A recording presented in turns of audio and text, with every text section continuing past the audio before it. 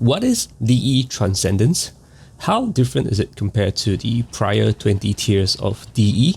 Well, today I'm going to be going through all of that, so let's go!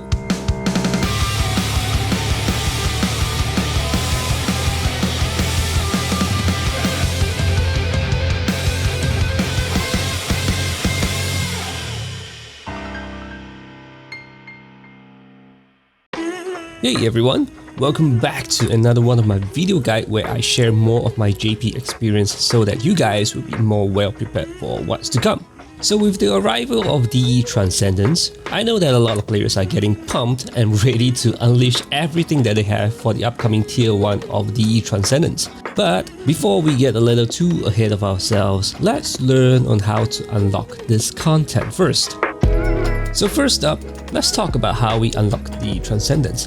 The Transcendence is unlocked only if you clear a minimum of 5 Chaos DE, meaning you will need to at least clear all 5 DE stages from here to here in order to unlock the Transcendence mode. And as everyone has suspected, Transcendence is basically the Lufania difficulty of Dimension's End. But unlike the prior Dimension's End where you have to fight your way up to the tower, you will need to bring 6 units to clear the entire single stage. Don't worry, we'll get into it in a bit if it sounds confusing. And yes, if you're wondering, the Transcendence although works similarly as prior, but instead of locking 3 units per stage, this one locks 6 units per stage instead. Okay, let me explain. See the stage layout here? There is a left platform, a right platform, and the middle platform. In JP, we call them the left gate, the right gate, and the middle gate. It's basically just a simple lingo that we JP players came up with whenever we share our tactics and team comm in Discord. The original name of these gates are called Gateway 1, Gateway 2, and the Decisive Battle. Don't look at me, that's really the way how they named it. But, as usual, Global Server likes to adopt a different name as compared to the JP server. According to the slides on the last global stream, the way they're naming it will be Left Crucible, Right Crucible, and the Reckoning. Pretty cool way to name them actually. So as mentioned earlier, you will need to bring 6 units to clear 1 stage. And yes, if you're wondering, this whole entire tree platform is made up of 1 stage. We call this the Transcendence 1, and this is Transcendence 2, and so on and so forth. And again, you might be wondering, there's 3 platforms here. Shouldn't we be bringing 9 units instead of 6? Well, we'll get into that in a bit. So first, let's talk about the left gate and the right gate. So each of the left and right gate will have the usual 3 requirements where you will need to fulfill them all at the same time in order to get the perfect clear. But the twist for this time round is that you will need to bring 1 specific crystal color type into the fight.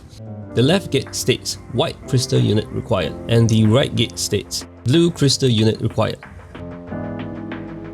Also, a tip here, see the color crystal on the platform there? That is the color crystal you need to bring, so be sure to take a closer look on the crystal color on the platform just to be sure that you brought the right unit. So once you've successfully get a perfect clear for both left gate and right gate, the middle gate will be unlocked.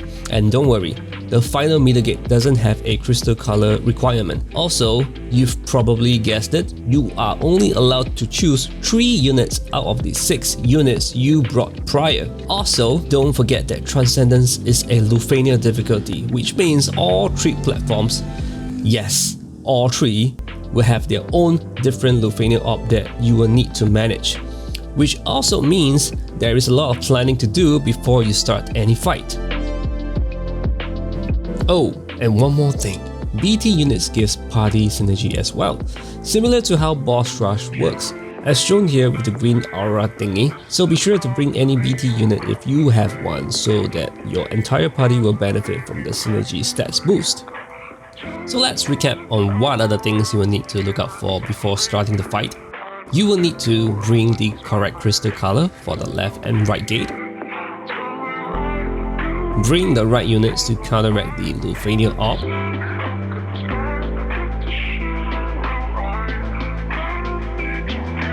Need to get a perfect clear for both left gate and right gate to unlock the middle gate. And as for the middle gate, you are only allowed to bring 3 of the 6 units you cleared prior. Bringing a BT unit gives the entire party synergy stats. And lastly, once you've successfully cleared a Transcendence stage, all 6 units will be locked out and they cannot be used in future Transcendence stages.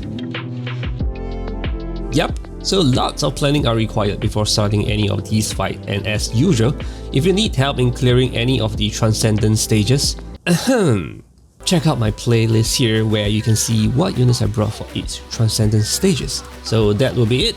Hope you guys enjoy my short and simple guide for the upcoming Transcendence stages. I have total faith in you guys that you will be able to clear all of these stages as long as you plan your team correctly. So until the next video, see ya!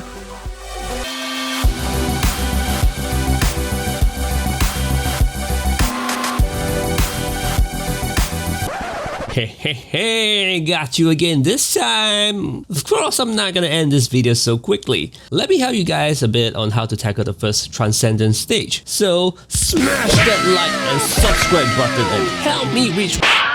So let's talk about the first fight that you guys will be tackling. The left gate is the target sniper boss, the one that we fought at Zack's last chapter. You will need to use Holy Element to increase the op count by 5. I brought Paladin Cecil here since he is a white crystal unit and he has Party Holy Enchant. And at a certain point of the fight, the boss will gain maximum brave and you're only able to deal 1 brave damage to them. You will need to break them in order to dispel this aura, which was why I brought Gabran. Of course, you'll still be able to force break or instant break them if you bring units like Ramza, Arden, or even Struggle.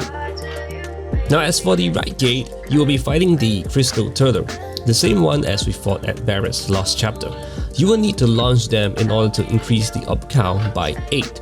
These turtles will also at certain point of the fight hide into the shell and will also gain maximum brave and you're only able to deal 1 brave damage to them. So in order to dispel this aura, you will need to launch the turtles, and once successfully launched, you should see a message stating that you've broken the turtle's defense. Cloud is perfect here since he is a blue crystal unit and he has launch on demand, which helps greatly to dispel the turtle's aura. And as for the middle gate,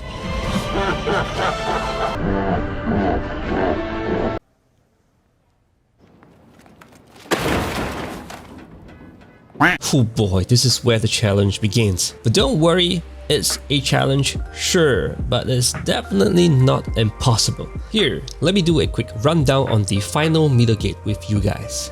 So for wave 1, you will need to inflict at least 2 debuff in total to increase the op count by 2. Meaning 1 debuff on each enemy is fine since there's 2 boss enemy in the first wave. The gimmick of this fight is that at certain HP threshold, the boss will grant itself a maximum brave and you're only able to deal 1 brave hit. And it happens when it reaches the HP threshold of 79%, 49%, and once it's at 29%, the boss that does an attack called Banishing Gaze will gain themselves maximum brave as how it did earlier during the 79% and 49% HP threshold.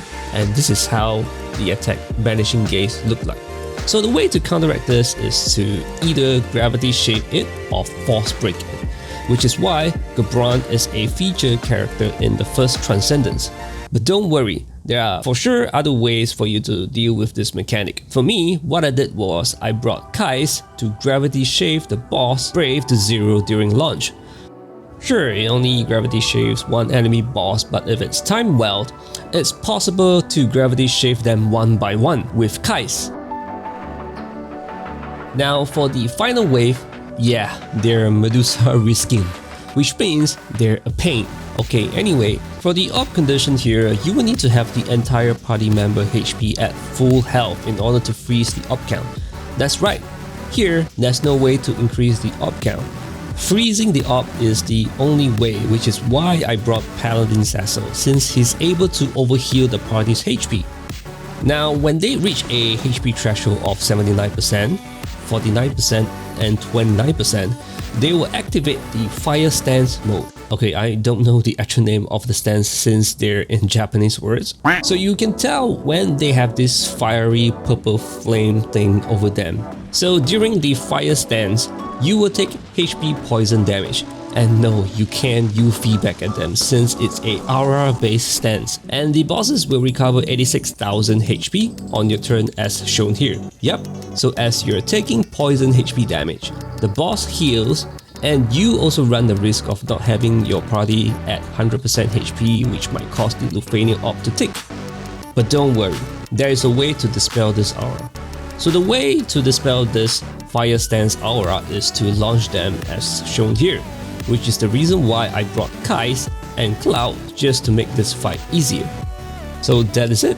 Yes, for real this time. I'm pretty sure that a lot of players are getting excited to beat this content since this is also where I believe you get a new rank plick, if I remember correctly. As usual, I will leave the boss gimmick and orb condition in the description box below if ever you guys prefer to read the boss's mechanic, or you can head on to the Tonberry Troupe's website to read about it and even get yourself prepared on future Transcendence fight. Alright, so that'll be all for today. Hope you guys enjoyed this guide and I wish you guys all the best, and until next time, bye bye!